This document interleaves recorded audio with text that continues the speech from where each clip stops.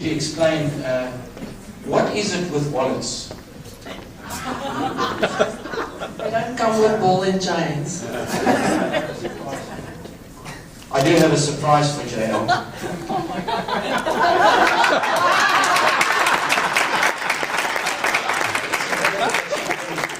Sticks to her hands. JL has lost her wallet twice. And found it twice. And I think JL needs to say a few things. Yeah. First of all, in her absence, I would like to thank Roberta, who has been my first treasure hunter. She was the one to go and find my first wallet, which is the same wallet. And then the second person is Ron Webb. Thank you so much for driving me today for 3 hours to get my wallet. It won't happen again. Thank you so much.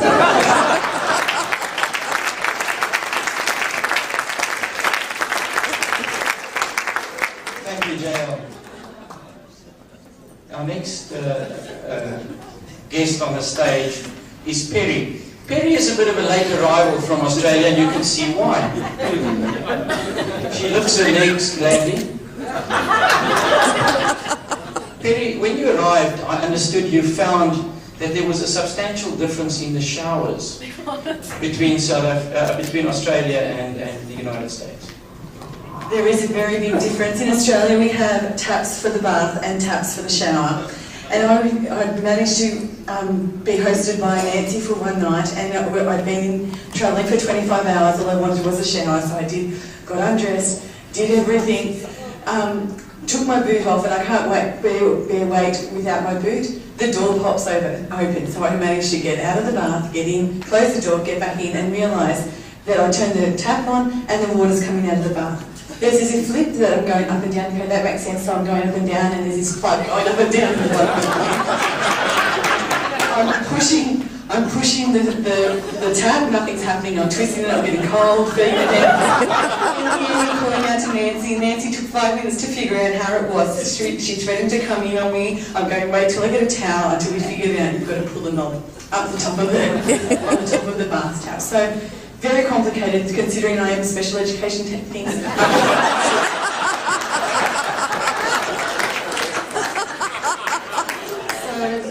I've now figured out your shower system.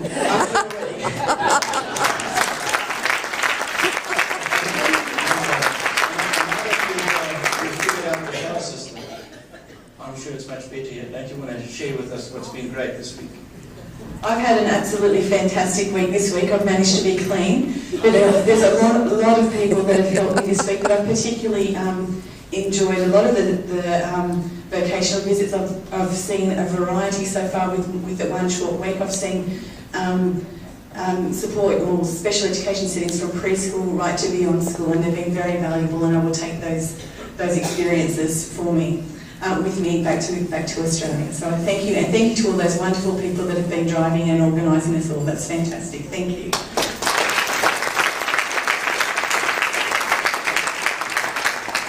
Our next guest is a young gentleman from Botswana. He arrived in the United States with no luggage. And there was a real issue.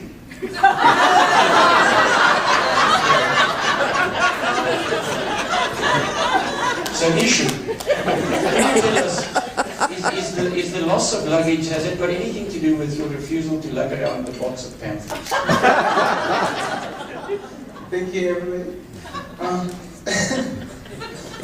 Well, it has nothing to do with the box, because I've never been given the box to actually carry it. I've always been asked where the box is. And the bag, I arrived here like 2 weeks back. I had to stay 4 days, consecutive days, without any clothing.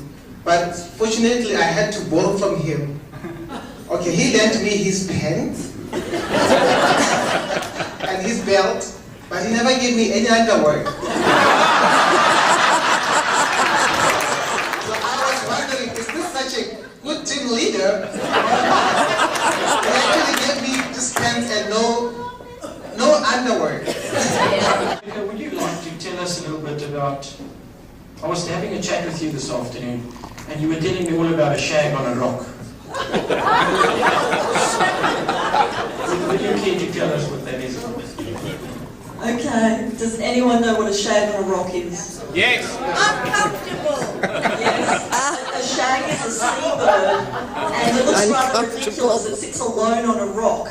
So I could give you the example of, please don't make me go up on stage, I'll feel like a shag on a rock. You don't look like a shag on a rock.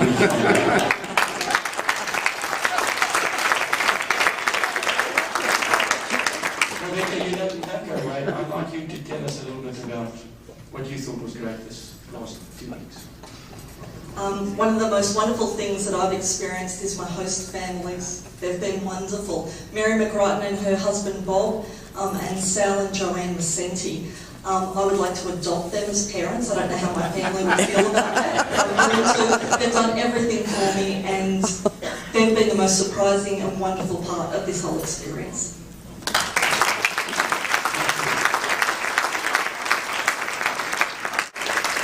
Our next guest is our songbird.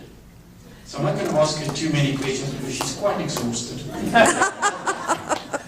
But I understand that there's this slight electronic deficiency.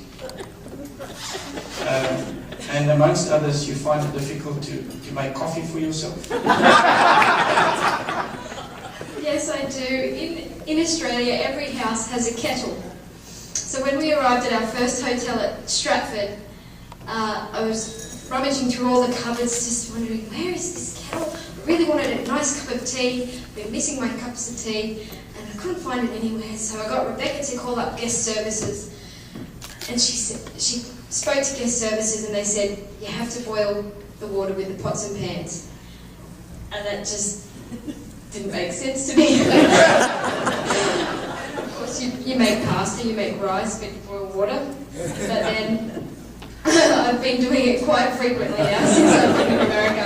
And if anyone wants a cup of tea, I can now make you one.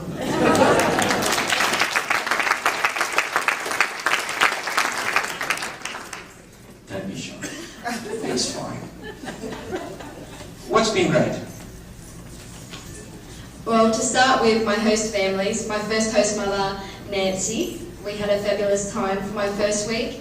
And my second host family, who aren't here, Carlton, Winslow, and Catherine and their little son, Dylan. I've had a wonderful time, but especially this week I got to go to the FBI in New Haven. Wow. And I got to do some of their firearms training. So that might not make any sense to you right now. So you're going to have to come tomorrow morning and see the Australian presentation.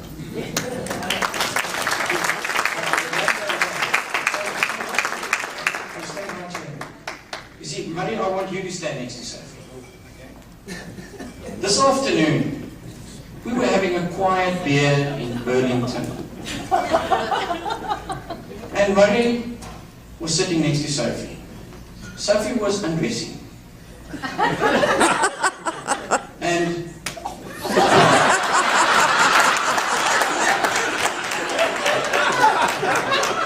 she's a policewoman after all. And Murray was sitting, writing in his notebook. He's very famous for writing in his notebook. But I would like to ask him what he was writing at the time. I'll have to consult. So it was a hot day. Sophie, you'd probably be very uncomfortable taking your shawl off, but could you for a second? No, okay, overruled. I had a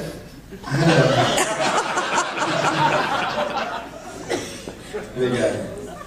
So the section, I've been keeping a notebook the entire time, and I was scribbling around an Irish wolfhound, which definitely wasn't Sophie, and actually it was this enormous dog that took me up to sort of waist height. Never having seen one of these things, we always thought it was a horse. We had horse lovers amongst us, and it was just the most amazing scene. But that just proves my incredible ability to focus on the notes rather than gorgeous Australian girls next to me.